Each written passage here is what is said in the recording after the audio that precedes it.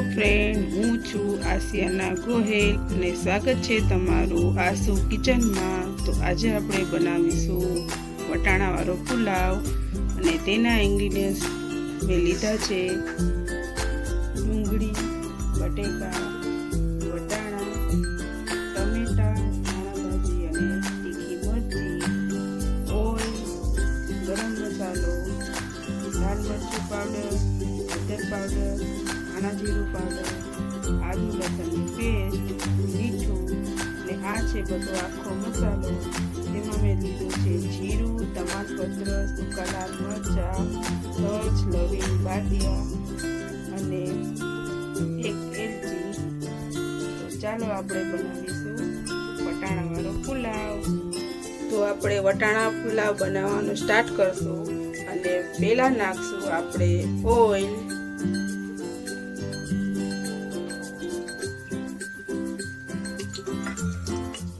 ખાવામાં બહુ ટેસ્ટી બને છે વટાણાવાળો પુલાવ અને અટાણે શિયાળાની સિઝન છે તો અટાણે તો વટાણા ખૂબ જ સારા આવતા હોય તો જરૂરથી બનાવીને એકવાર ટ્રાય કરવા જેવું છે। ઓઇલ ગરમ થઈ જાય પછી આપણે નાખીશું આખો બધો મસાલો। તેમાં મેં તમને કીધું એમ જીરું, લાલ મરચું, તમાલપત્ર, તજ, લવિંગ, બાદિયા અને એલચી। પછી બીજો ગરમ મસાલો તમારે વધઘટ કરવી હોય તો તમારી ઈચ્છા। અને આ પાણીમાં પલાળીને નાખવાથી આનો સ્વાદ ખૂબ જ સરસ આવે છે। થોડીક સાવચેતી રાખવી કારણ કે આ પાણી હોય એટલે સાવચેતી રાખવી। તો હવે આપણે નાખીશું ડુંગળી જે મેં લાંબી સ્લાઇસમાં કાપી લીધી છે।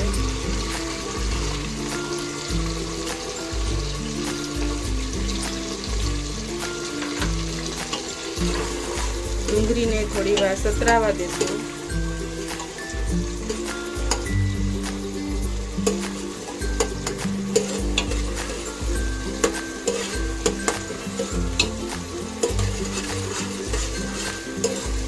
ના પાણી બળી જશે, હમણાં થોડીક વાર થશે એટલે પાણી બળી જશે। તમને એવું લાગતું હશે કે મેં મસાલામાં સાથે પાણી નાખ્યું છે પણ પાણી છે ને બળી જશે પણ આનો સ્વાદ અને આની છે ને ખુશ્બુ બહુ મસ્ત આવે। અટાણે પણ એટલી મસ્ત ખુશ્બુ આવે છે ને બહુ સરસ બને છે, ટ્રાય જરૂરથી કરજો તમે। વચ્ચે વચ્ચે હલાવતા રહેશું એટલે ડુંગળી એક સરખી બધી બાજુથી થોડી સોતે થઈ જાય। બહુ લાલ નથી કરવાની, ખાલી થોડી એવી સોફ્ટ અને થોડીક આમ બ્રાઉન કલર ઉપર થાય ને ત્યાં સુધી તેને તેલમાં તળાવવા દેવાનું। પછી આપણે નાખી દઈશું બટેકા અને હવે આપણે નાખીશું વટાણા। આ બધું મેં પેલા પાણીથી ધોઈ લીધું છે। આને થોડુંક તેલમાં આપણે સ્ટર કરશું।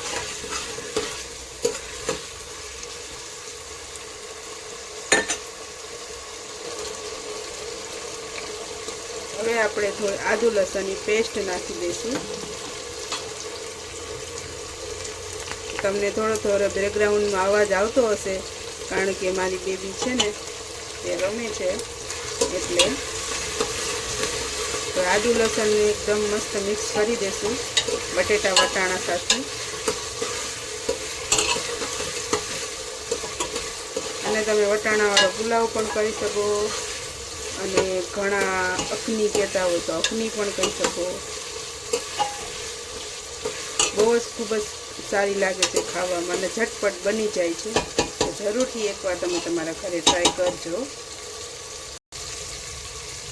તો એકદમ મસ્ત થઈ ગયું છે તેલમાં સોતે। હવે આપણે નાખી દઈશું લાલ મરચું પાવડર તમારા ટેસ્ટ અકોર્ડિંગ, ધાણા જીરું પાવડર। ધાણા જીરું થોડુંક જ નાખવાનું કારણ કે નહીંતર છે ને આ તળિયામાં ચોંટી જાય। હળદર પાવડર,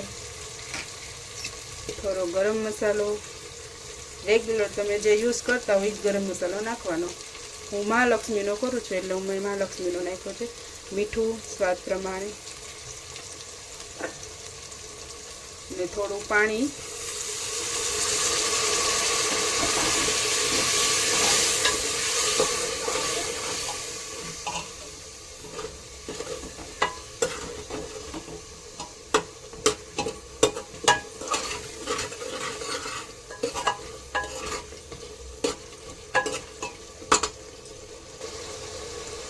મસ્ત તેલમાં મસાલો મિક્સ થઈ ગયો છે.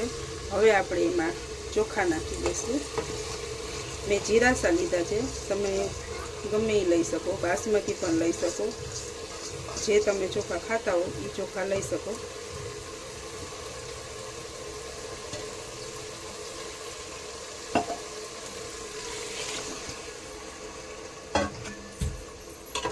મિક્સ કરી દેવાનું.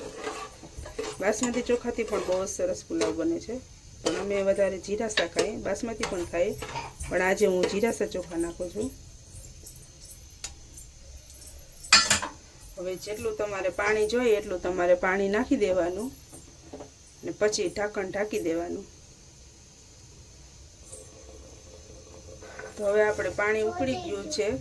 હવે આપણે આ લાલ મરચી નાખી દઈશું, ધાણા ભાજી અને ટમેટા. અને આમાં છે ને ફુદીનો નખાય, પણ આજ મારી પાસે ફુદીનો નથી એટલે હું ફુદીનો નથી નાખતી.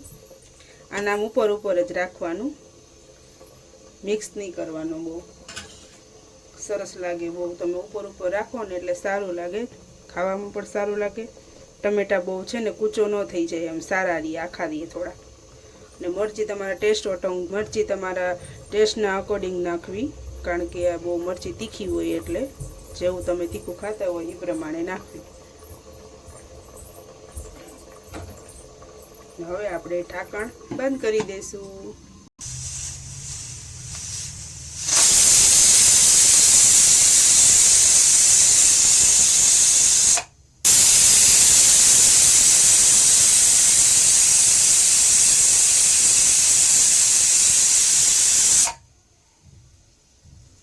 તો આમાં આપણે 4 વિસલ કરવાની છે. 4 સીટી થઈ જાય એટલે બંધ કરી દેવાનું.